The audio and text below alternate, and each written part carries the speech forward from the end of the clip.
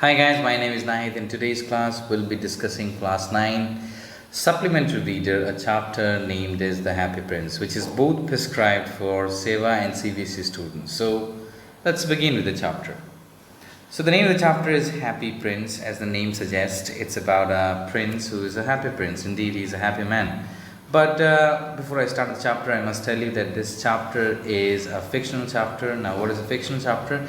It means it is imaginative. It does not have to do anything with reality, like in particular, but it will give you a very strong message, and that can serve the purpose. You can learn a lot about how to be a good individual in life, etc., etc.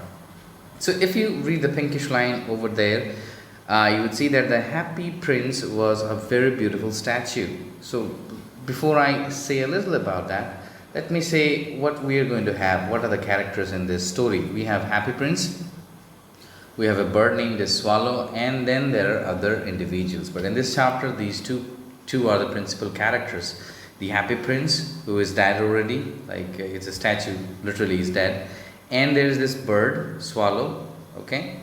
It's a kind of bird, and that's about it. Now, as you know that a statue cannot speak, and at the same time birds can chirp, but they can't speak. They don't have like a human voice or a communicating device, but they can communicate among themselves. That's a whole another topic to discuss, but let's just see the pinkish line now. Happy Prince was a beautiful statue. It was a statue, and it was covered with gold. It had sapphire, which is like a very costly stone, in the eyes, and ruby in the hilt of the sword. So you have sword, and this part of the sword may be called the top part where the handle is, can be called as the hilt. So in the hilt, the happy prince's sword had a ruby, which is also a very costly stone, more like a diamond, if I can say so. Why did he want to part with all the gold that he had and his precious stones? Now, happy prince wanted to did not want the gold, and he wanted to just give away all the gold. Now, why did he want that? Let's find out in the story. So, as we can see here, high above the city on the tall column stood the statue of the happy prince. So, in the city, in the tall high column, it's like a very tall place. If you see the image, you would see that it's a very, very tall high column over there, and in that high column, we had the statue of happy prince. He was gilded all over with thin leaves of fine gold. So gilded here maybe means glided, which is more like covered with fine gold, leaves of fine gold all over his body. For his eyes, he had two bright sapphires, as I said in the preface there, in the introduction over there. He had sapphires for his eyes, which are like very costly stones, and large red ruby that glowed on the sword hilt. As I said, on the edge of that sword handle, there was a ruby, which is more like a costly stone. So there he stood, as you can see in the picture. One night there flew over the city a little swallow. His friends had gone away to Egypt 6 weeks before, but he had stayed behind. Then he decided to go to Egypt too. So one day, like one night, a swallow came to the city where the statue of the happy prince was positioned. So there he came. His friends had already gone to Egypt. Now a simple question comes, like 6 weeks ago. Why did they go there? They went because typically when birds cannot survive in the cold weather conditions, so they went to Egypt because Egypt is warmer in that particular period of time. So all the birds went there, and swallow, that one particular bird, was left behind, and he also wanted to go to Egypt, as you can see there. All day long he flew. At night he arrived at the city. So all day he was like flying randomly here and there, and at night he arrived at the city. And then he said something to himself, bragging himself, "Where shall I put up? Where shall I put up? I hope the city has made preparations." It's like something you say. It's like very comical here. He says, "Where shall I stay the night? I think the city has well preparations for me." Means I will have a. Where do I have to stay? I will have a very good position somewhere. I need to find out. Let me just think. When you have a lot of options, you think like that. Then he saw the statue on the tall column. All of a sudden his eyes, focused on the statue that was there on the tall column, as you can see in the picture. And then he said, "I'll put up there," he cried, "and it's a fine position with plenty of fresh air." He said, "I'll put up there," means he's going to go under the statue and he's going to stay there, because he said because it's on a tall column, so he's going to have a lot of fresh air over there, as birds do. Typically, as I said, it's fictional. Birds don't think. Even if they do, we don't know that.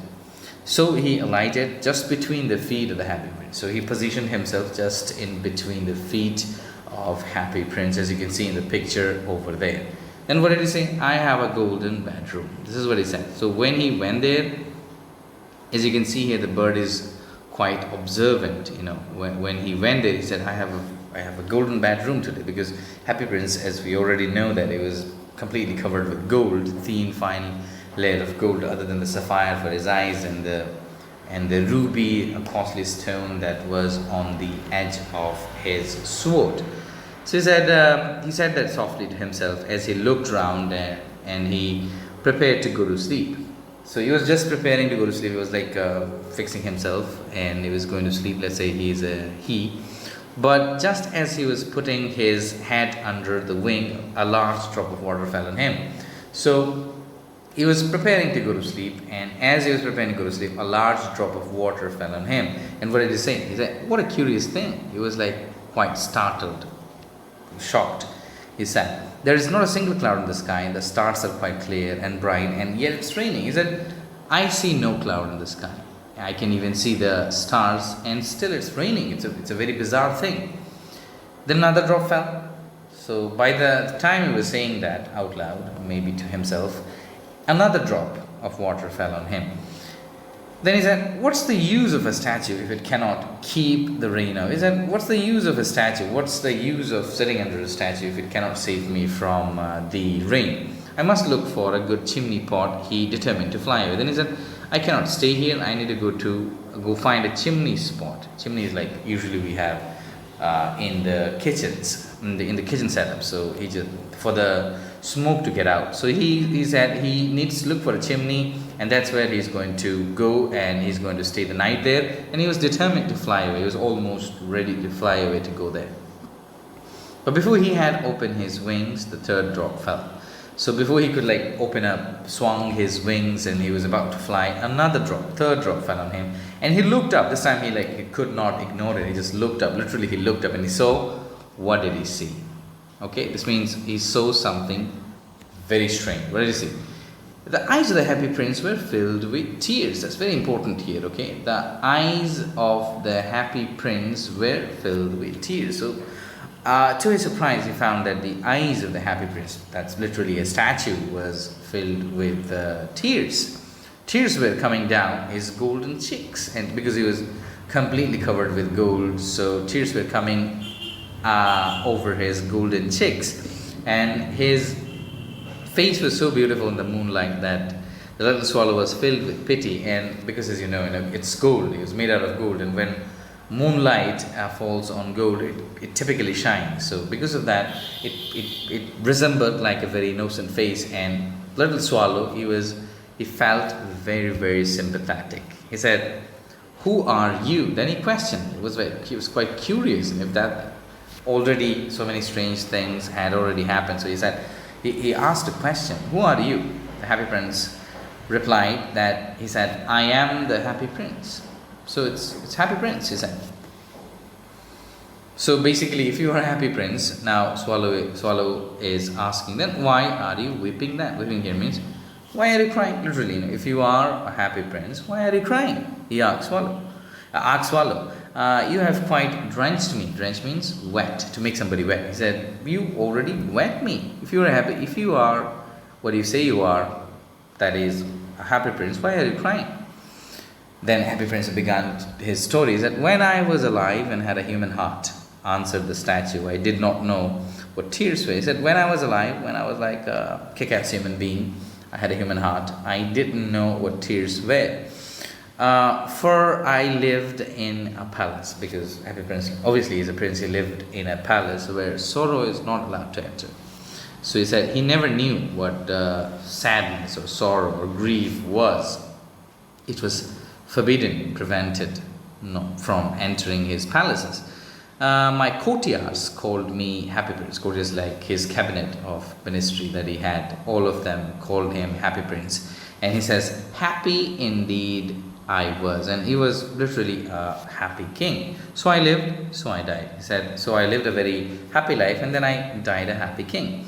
Now that I'm dead, they have set me up here so high so that I can see all the ugliness, all the misery of my city, and though my heart is made of lead, yet I cannot choose but weep. He said, now that I'm dead, they have made a statue of me and they have set me up here, and I have a heart of lead, and now I can see all the misery of the city, means all the bad things that's happening in the city, which he didn't see when he was alive as a king. He said, what, is he not solid gold? Said Swallow to himself. He was too polite to make any personal remarks. Then Swallow thought to himself, he said, is he not solid gold? How is a person made out of, like a statue made out of solid gold, speaking? But he was too polite, he didn't want to ask any question. That's how, typically English people are. Like the basic good English people are just like that. They don't, like a good human being will not ask you such questions, and they'll just let you be. He said, far away, continued the statue in a low musical voice. Then the Happy Prince started to speak in a musical voice, just how you see in a Disney film. Far away, in a little street, there, a poor house. He said, he pointed to a poor house that's quite far away in the street. And Happy Prince, glued it to that pedestal, to that column platform, he could see that poor house. He said, one of the windows is open. So in that house, one of the windows is open, and through it I can see a woman seated at a table. And he said, through that window I can see in that particular house there is a woman who is on a table, just like I'm on a table right now.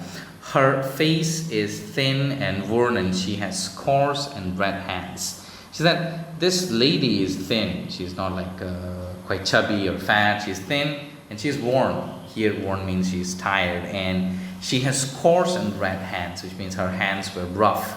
Why? All pricked by the needle, for she is a seamstress. Seamstress, people who do the tailoring thing, like a personal handicraft tailoring thing, and because of the needles, it constantly pricks your thumbs and your forefinger, so your hand typically becomes very rough. It's like somebody who plows with like a literally with a plow. So their hands, or somebody who digs a lot of soil, how hard their hands would be. It was just like that. Typically it will not be a soft hand like any individual. So she is embroidering flowers for a satin gown for the loveliest of the queen's maids of honor to wear at the court ball. So that's important. She's embroidering. What is embroidering? Embroidering is like picking up a flower or some sort of a design on a cloth, on a clothing. So she's doing that for the queen's maids, because there's going to be a singing competition or something like that, a court ball where people are going to wear nice dresses and people are going to dance there, because typically these things happen in a palace. So that's what is going to happen there. In a bed in the corner of that room, a little boy is lying ill. So she has a boy, she has a son, and that boy is like, he's sick and he's tossing on the bed.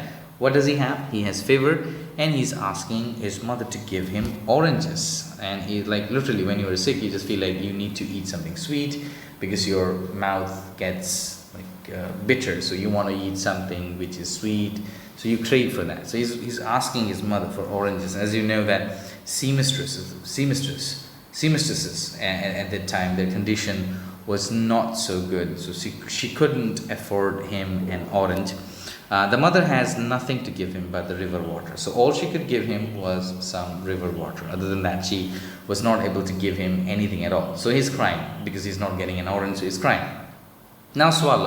Now Happy Prince is requesting Swallow to do something. So let's read this. Swallow, swallow, little swallow, will you not bring her the ruby out of my sword hilt? My feet are fastened to this pedestal, I cannot move. Then he requested Swallow to take out that ruby from from the hilt of that sword and give it to that sea mistress, because he can do that literally by picking it from with the help of his beaks and with the help of his beak. I think I should say beak. And he could literally fly away and he could give. Happy Prince is saying that I would have gone there personally, but I cannot go because I'm totally like I'm made out of stone and my feet is fastened to this pedestal. I cannot move. Okay, let's read more. I'm waited for Egypt, said Swallow. My friends are flying up and down the Nile and talking to the large lotus flowers. Soon they will go to sleep. So we have something about Nile. Nile is the largest river in the continent of Africa, if I'm right. So he said, no, I have to go to Egypt. My friends are waiting there. My friends are already there. They might be flying over the river Nile there, and maybe they were talking to lotus flowers. Now this is like birds literally don't talk to flowers. This could be like they might be flying over them, or when the flowers, when the wind comes, they kind of dance. So that could be a metaphorical thing here. So he said they might be talking to the lotus flowers. They might be enjoying the lotus flowers. And soon it's time for them to go to sleep. So I am awaited there. I need to go there. I cannot do this task for you. Happy Prince asked the swallow to stay with him for one night and be his messenger. And then he said, the boy is thirsty and the mother is sad. So I want you to help them. He said, the boy is quite thirsty. He wants to drink something, and you stay with me one night and be my messenger. And then Swallow, typically he said, it's quite a funny character. He said, I don't think I like boys. He said he didn't like boys. And he said, I want to go to Egypt. And he was like, I want to go to Egypt. I don't want to do this. But then the Happy Prince looked so sad, and the little swallow was sorry. So when he looked at the face of Happy Prince, he felt sympathetic. She was feeling sorry. So he said, it's very cold here, he said. But he agreed to stay with him for one night and to be his messenger. He said, okay, I'll stay with you. It's very cold in here, but as you're saying, as I feel touched by the words, by the endeavors, by your trying to do a good job, so I'll stay with you for one night. And mind you, it's very cold in here. I cannot stay here. So Happy Prince thanked him. He said, thank you, little swallow.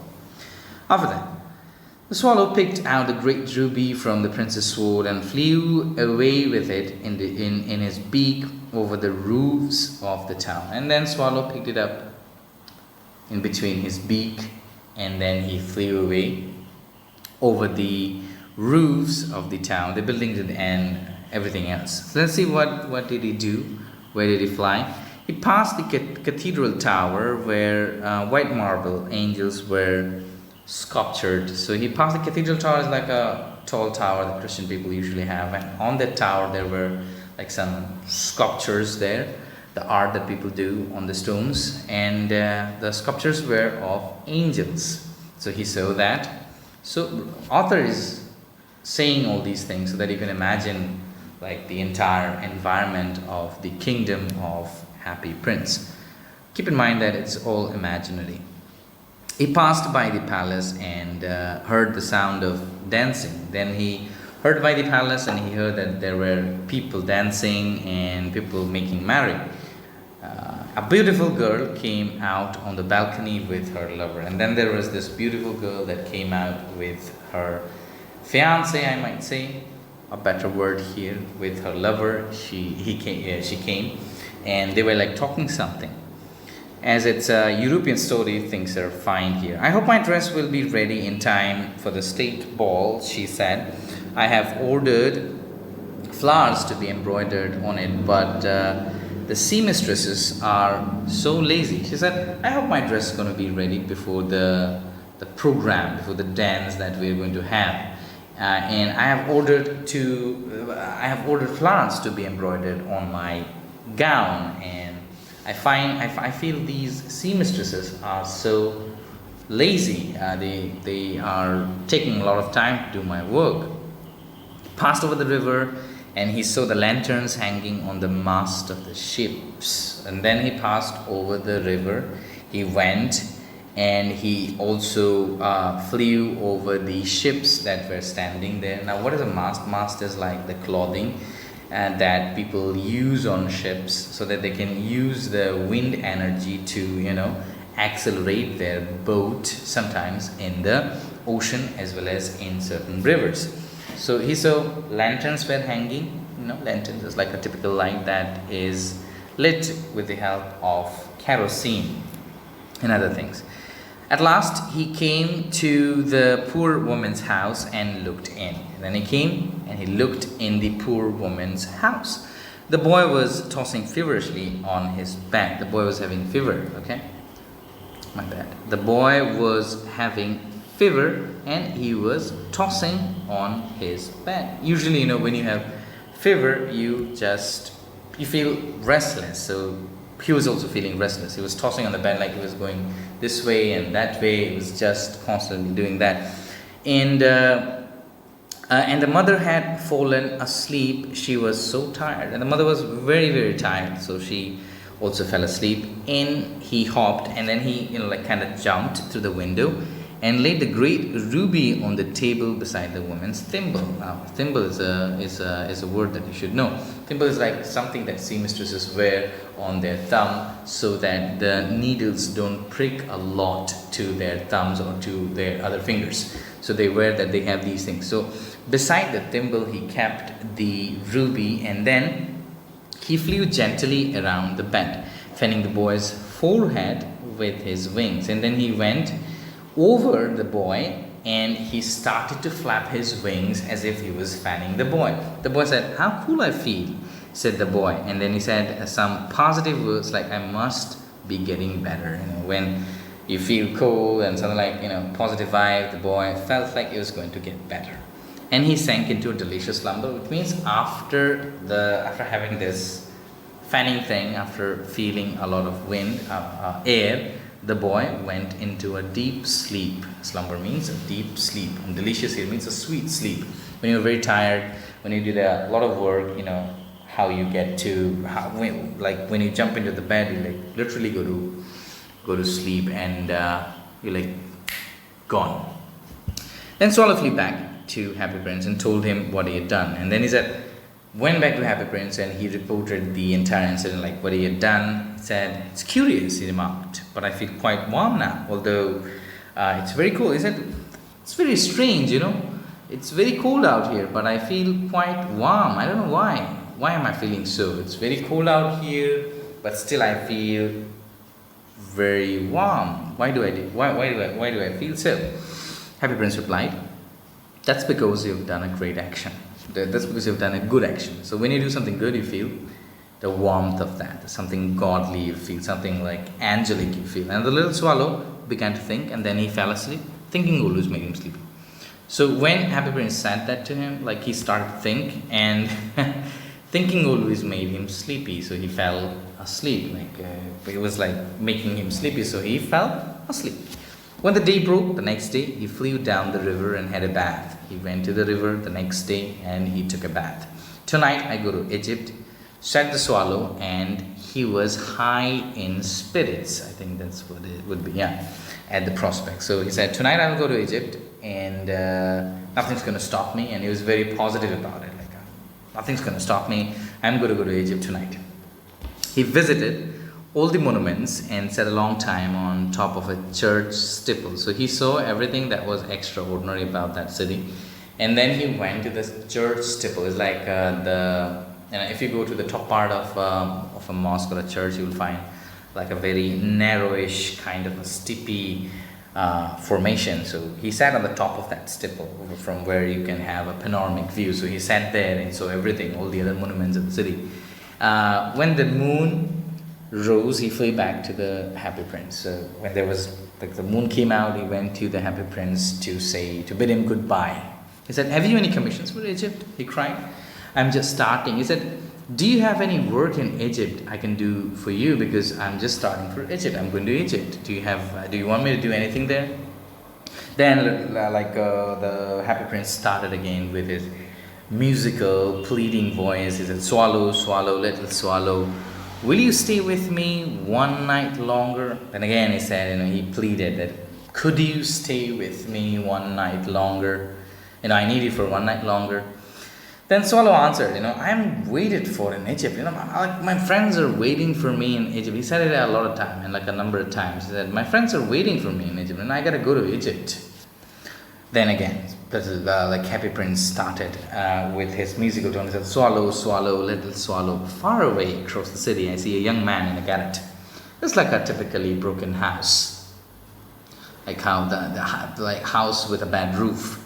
So he said, I see a young man in a very bad, poorly made house over there. He's leaning over his desk covered with paper. So he's leaning over his desk, just like keeping his head like that. And he's leaning over his desk and he has many peppers lying out there. And in the glass by his side, there is a bunch of withered violets. And on one side, he has a glass and in it, he has many colors of violets. It means like withered violets. It means the ink typically with which he writes. His hair is brown and crisp, so the young man's hair is brown and it's very crispy, which can mean that it's kind of, I would say that it's curly. Yeah, that would be the right word here. It's crisp and it's brown, and his lips are red as pomegranate. That's what's the description being given about the young person. He's a playwright, by the way, so we'll come to know about that. So he's saying his lips are just like pomegranate. Pomegranate is a fruit. You can Google that if you don't know. He has large and dreamy eyes, and his eyes are quite big, and in his eyes he has bigger dreams. His dreams are even bigger than his eyes. Typically, young people have dreams. I have dreams. You have dreams. We all dream about doing something, and I would tell you to dream big. That's very important, to feel positive about your life. He's trying to finish a play for the director of the theater. So there's theater nearby, and the director of the theater asked him to write a play, which is like a drama of many acts, and he's too cold to write anymore. And he's feeling very cold because there is no wood in his grate, which is like the English people have a place where they keep the fire lit so that it can keep them warm. So he doesn't have any wood in there. And hunger has made him faint, and because he doesn't have, like usually here, in this chapter, the author is talking about the condition of playwrights once upon a time. Like in those days, it was not very good. Like playwrights were not as appreciated as they are appreciated today. Like as if like the writers or the novelists, then they were not appreciated. So as I was saying there, for the playwright, it was not as if for a novelist or for a playwright, it was not a good life back in the time. So there was no fire in his grate, and he didn't have money, so he's hungry, and that has made him faint, which means weak, and he cannot finish his play. Then Swallow again felt sympathetic. He said, I'll wait with you one night longer. He said, okay, I'll just wait with you one night longer, and that's it. Because he really had a good heart. Like Swallow had a really good heart. He asked if he should take another ruby to the young playwright. He said, do I have to take another ruby to the playwright? Do you have, where is it?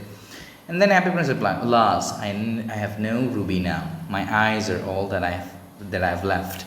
They are made of rare sapphires, which were brought out of India 1,000 years ago. He said, I don't have another ruby, but my eyes are all that are left, and my eyes were made out of sapphires, which are like the costly stones, could be compared with the diamonds, and they were brought from India 1,000 years ago. He ordered Swallow to pluck out one of them and take it to the playwright. And then he said, you pluck one of my eyes, which is made out of sapphire, and take it to the playwright, give it to the playwright. He will sell it to the jeweler and buy firewood and finish his play, he said. He said, when he gets that sapphire, he will sell it to a jeweler and he will buy some firewood, and then he could finally finish his play. Then like Swallow said, dear prince, I cannot do that. And he began to cry, weep. Because literally, if he takes out the sapphire, the happy prince would become blind. So he said, I can't do that. Then Happy Prince said, swallow, swallow, little swallow, in his musical tone as usual. He said, do as I command you, do as I tell you to do. Don't question me, do as I tell you to do. So the swallow plucked out the prince's eyes and flew to the young man's garret. And then he went with the sapphire in between his beak to the garret. It was easy enough to get in, as there was a hole in the roof. Because his house was poorly made, there was a hole in the roof, and for the bird to get inside, it was easy. Through this, he darted, which means to descend, to go downwards, and he entered into the room of the playwright. The young man had his hand buried into his hands. So it would be like this. Look at me on the right hand corner. It was just like that. His hands were buried into his head was buried into his hands. Maybe he was tired. When we all are tired, we do such kind of thing. And he did not hear the flutter of the bird's wings. He did not hear the sound that the bird's wings made, because he was tired, he was faint, and he was almost sleepy. When he looked up, he found the beautiful sapphire. When he looked up, he found the beautiful sapphire lying on the withered violet. So when he looked up, when he took his hand off his hands, he found out that there was a sapphire lying right beside his violets. And he said, I'm beginning to be appreciated. This is from some great admirer. Now I can finish my play. And he looked quite happy. Then he said, I'm beginning to be admired, which means previously he might have written one or two plays which some people obviously would have seen. So he said, maybe it's from someone who likes me, and I'm beginning to be appreciated, which means people like my work. So people cannot see me to be in a condition like that. So, and they have given it miraculously to me so that I can finish my play. And yes, now I can buy firewood, and I can finally finish my play. That's what he said, and he looked very determined. The next day, Swallow flew down to the harbor. Next day again, as usual, he went to the harbor, like where the loading and unloading of the ships happen. He went there. He sat on the mast of a large vessel, like a boat. Masters, like where the clothing thing that I'll show a picture out here so that you can have a great visualization of that. So he sat on top of the mast and watched the sailors working. So sailors are like typically people who load, unload, and here it means like people who fish. So they were working, they were fixing things, they were doing their usual work, and he observed all these people work there. And then he said something to himself. He said, I'm going to Egypt tonight. Like, he's very determined. See, when in life we want to do something great, and we're stuck, and like it's quite good, so that you cannot like deny it. It's like your parents are sick, and your parents love you a lot, and you want to go abroad to study, but there's no one to look after your parents. So you really want to go and excel and do all the things that your friends are doing. But when you look at your parents' faces, you feel like they've done all that they could. Now I can't go. So it was a kind of feeling like that. So nobody minded. And when the moon rose, he flew back to the Happy Prince. And then again, he went to Happy Prince at night to bid him goodbye. Let's see what happens now. I've come to bid you goodbye, he cried. Said, I've come to say goodbye to you. And then again, Happy Prince started with his musical tone. He said, swallow, swallow, little swallow, will you not stay with me one night longer? He said, can you? Would you stay with me one night longer? Can you? Is it possible? Swallow said, it's winter, for God's sake. Winter is coming. And the snow will soon be here. In Egypt, the sun is warm on the green palm trees, and the crocodiles lie in the mud and look lazily about them. And so he said, it's going to be, winter is coming here, and in Egypt it's quite warmer, and I can sit like on the green palm trees, and I can see the crocodiles down there working, like moving lazily about in the mud. I want to go there. And the square below, the Happy Prince, said, there stands a little match girl. She has let her matches fall into the gutter. So now he pointed his attention to a match girl who had fallen, who had by mistake. Oh, she's a match girl means she sells matches, and all the matchsticks had fallen into the gutter by mistake. And they are all spoiled, and because of that, all of the matchsticks have been spoiled. And her father sent her there to sell all these things. Her father will beat her if she does not bring home some money, and she's crying. Now she's crying because she would go home without any penny, and when her father finds out that she had spoiled everything, she's going to get a beating. So she has no shoes. So on top of that, she doesn't have any shoes. She is very terrible. And stockings means she doesn't have winter wears, and her little head is also bare. She doesn't have a monkey cap or something like that. Pluck out my other eye and give it to her, and her father will not beat her. Then he said, take my other eye and give it to her, so that her father does not beat her. He said, I'll stay with you. Now Swallow is saying, I'll stay with you one night longer, but I cannot pluck out your eye. You'd be quite blind then. He said, I promised that I would stay with you one night longer, but the thing that you're asking me to pluck out your only eye, I cannot do that, because if I do that, you would be blinded. But Happy Prince said, Swallow, swallow, little swallow, do as I command you. No, don't question me, do it. Just do it, take it up. So he plucked out the prince's other eye. Now he became blind, and darted down with it. He swooped past the match girl. Then, he swooped past, here means he went round the little girl, just like from one side to the other side, and slipped the jewel into her palm, into the palm of her hand, like some in the middle of the hand. She just left it there. He just left it there. What a lovely bit of glass, cried the little girl. She ran home laughing. Then I said, oh, that's a fantastic piece of glass. And she was very curious. She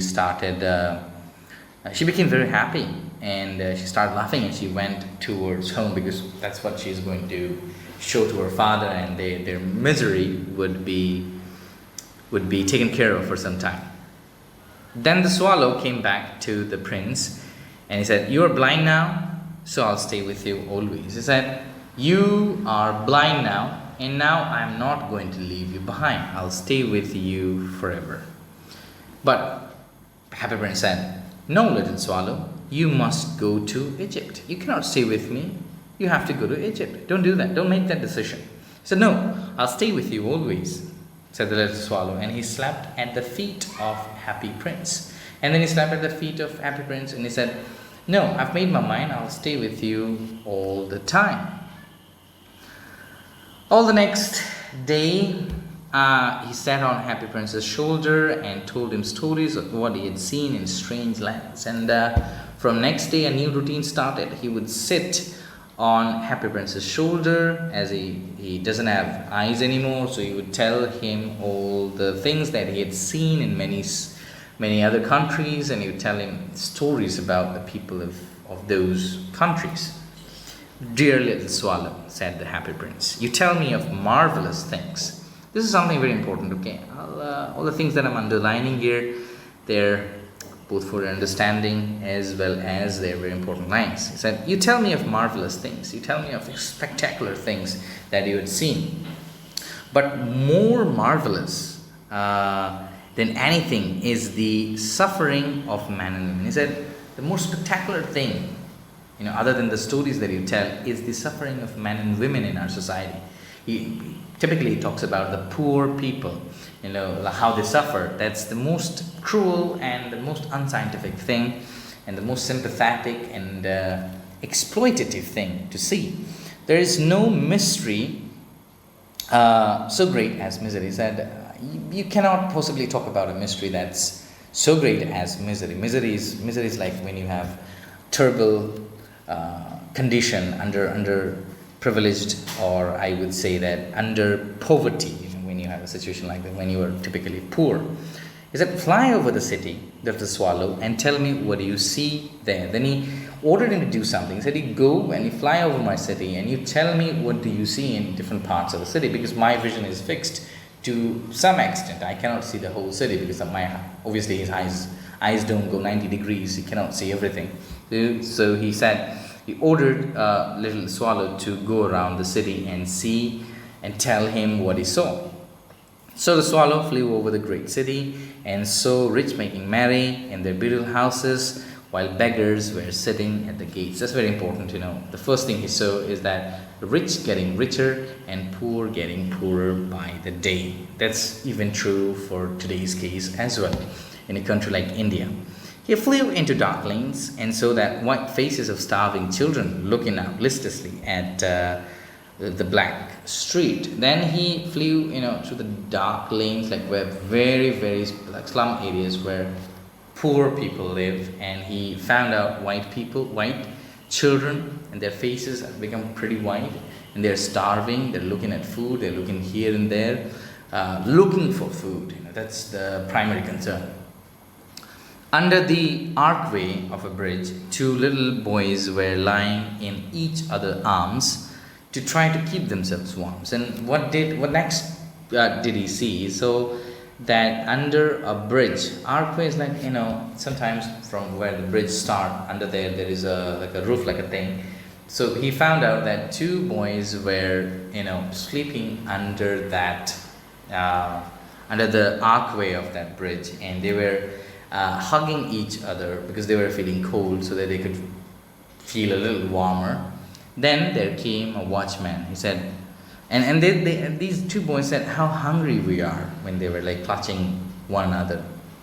Then watchman came and said, you must not lie here. No, that's the job of a watchman. He said, you must not lie here, shouted the watchman, and they wandered out again into the rain. And so they had to go out into the rain and get wet in that wintry season you can imagine.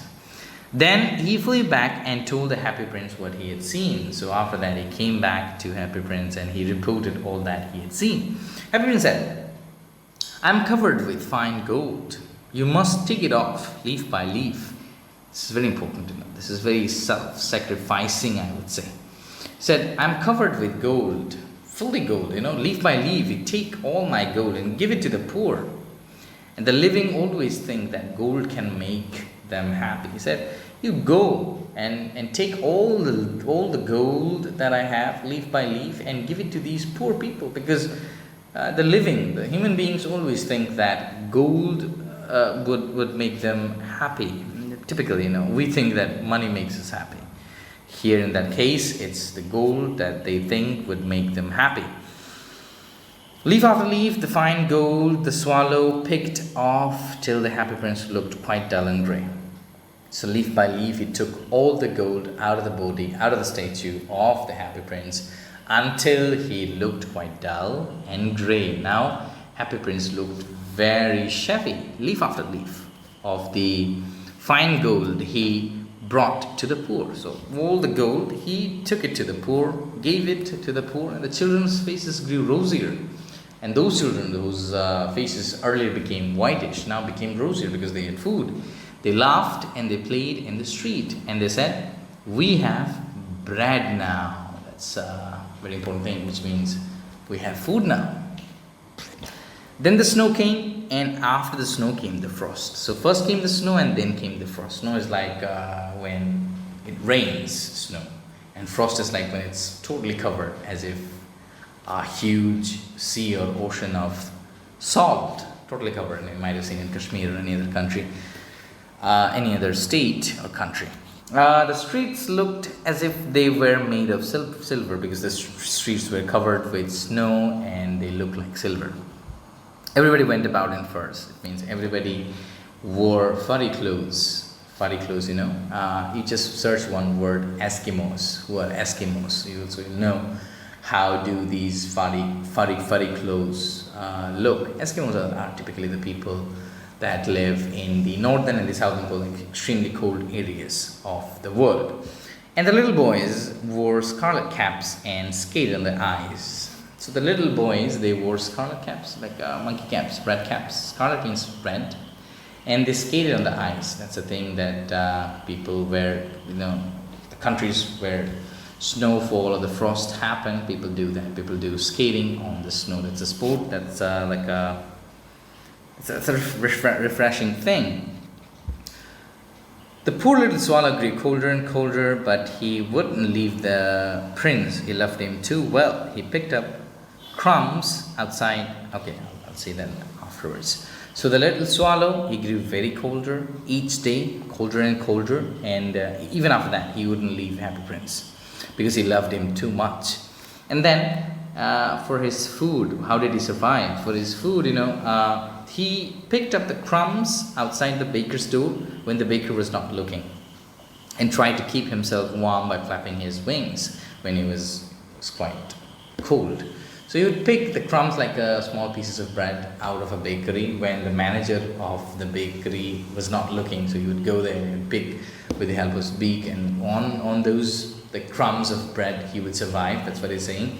And when he felt cold, he would flap his wings just like that, quite a lot of times, so that it may give him some sort of I would say warmth. But at last he knew that he was going to die, and he just had enough strength to fly up to the prince's shoulder and once more. So at last he knew that he was going to die, so he had enough strength, just enough strength to fly up to the shoulder of Happy Prince to bid him goodbye. He said, "Goodbye, dear prince." He said, "Will you let me kiss your hand?" He said, "Can I kiss your hands? I want to say goodbye to you. Can I kiss your hands?" The Happy Prince thought, he's going to Egypt. Finally, he's going to Egypt. He said, "I'm glad that you are going to Egypt, little swallow." This is what he said. I'm very happy that finally you're going to Egypt. He said, "You have stayed too long here, but you must kiss me on the lips, for I love you." He said, it's just like a father-son thing here. He said, "You've stayed with me quite a long. You don't have to kiss me in the hands. You can kiss me on the lips because I love you a lot, like a son." It's not Egypt, okay? It's not to Egypt that I'm going. Swallow said, "I'm going to the house of death. Death is the brother of sleep, isn't he?" He said, "I'm not going to Egypt. I'm going to the house of death, and death is the brother of sleep, is he not?" That's the question he asked. Then he kissed the Happy Prince on the lips, and he fell dead at his feet. He just literally fell from there because he didn't have strength. He died, and he fell on the feet of Happy Prince. At the very moment, a curious crack sounded inside the statue. So at the very moment, there could be, you could hear a crack inside the statue, as if something had broken inside the statue. Okay, the fact is that the leaden heart had snapped into two. The heart was made out of lead, and it snapped, like broke into two. Leads, like they're like very heavy piece of I would say material. They don't break, but in here it just broke into two, because literally it certainly was a dreadful hard frost, and the snow was taking it over, and it was a very dangerous frost. Early the next morning, now Happy Prince and Swallow is dead. Early the next morning, the mayor was walking in the square below in company with the town councillors. So the next morning, the mayor is like the chief executive of the town, okay? So he was there with his councillors, with the other town councillors. He was walking there, and he passed the column and looked up the statue. He came across the statue, and he said, "Dear me, oh my God, how shabby the Happy Prince looks." He said, "The Happy Prince looks pretty shabby," which means pretty dirty. And the town councillors, who always agreed with him, they said, "Yes, how shabby indeed, how shabby indeed," with the mayor. They went up to look at it, and then all of them went up to look at the Happy Prince. Now they're like became concerned. This also gives a pretty good image. When people have everything, people they don't worry about the other things in their life, and when they don't have it, they just get the notice. "The ruby has fallen out of his sword, his eyes are gone, and he is golden no longer," said the mayor. The mayor said, "There is no ruby, there is no sapphire, and all of these things had fallen off his body, and and people might have taken them. In fact, he's little better than a beggar, and now Happy Prince statue looks like something like a beggar, a little better than a beggar, which means almost like a beggar. Little better than a beggar, said the town councillor. Now, these people always agreed with their boss. There are people and there are employees, and employees always agree with their bosses. Not all the employees, but most of them. And here is actually a dead bird at his feet, continued the mayor. And the mayor pointed out at the dead bird. He said, how come there is a dead bird? Look at the dead bird at the feet of the Happy Prince. We must really issue a proclamation, which is like a notice. Proclamation is like a notice, okay? He said, we must issue a proclamation that birds are not to be allowed to die here. So we must do something, birds should not be allowed to die in here. So you can see that he's concerned about the birds, but not concerned about the other things of life. And the town clerk made a note of the suggestion. So there was this town clerks, the councillors, they took a note of that, what he was saying. So they pulled down the statue of the Happy Prince, as he is no longer beautiful and is no longer useful. So this also gives a great message to you, to me, to every one of us, that when you don't have your talent anymore, you are no longer useful, and the world is going to forget you. It's like a pretty brutal thing. He said the statue of the Happy Prince is no longer beautiful, so it's no longer useful. This was actually remarked by the art professor of the university. Then they melted the statue in a furnace. Furnace is like a place where you can melt things with extreme heat. It's like a place. And what a strange thing, the overseer of the workmen at the foundry. And foundry is the place where you have the furnace. It is a place where you have that. Where usually, you take a dead body and the dead body gets burned. So he said, what a strange thing. In that foundry, there was this workman. There were not one person. There were a couple of them. They said, what a strange thing. What was happening there? This broken lead heart will not melt in the furnace. This lead is not melting. But inside that statue, it broke into two. But it's not melting here in this heat. We must throw it away. So they threw it away on the dust heap where the dead swallow was also lying. So they said, we need to throw it away, and they threw it away where in a dust heap, I would say that in a dust bin, where the dead bird was also lying. Okay. Until this point, the story is over, but let's read a little about. As I said, it's pretty fictional, so okay. I'll just tell you what's the message at the end pretty quickly. So let's see this conversation here. Bring me the two most precious things in the city, said God to one of his angels. So God said to his angels, go to the city and bring me two most precious, two most important things that you find out in the city.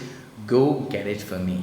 And the angels brought him the leaden heart and the dead bird. So the angels came and they picked out the dead bird and the leaden heart of Happy Prince.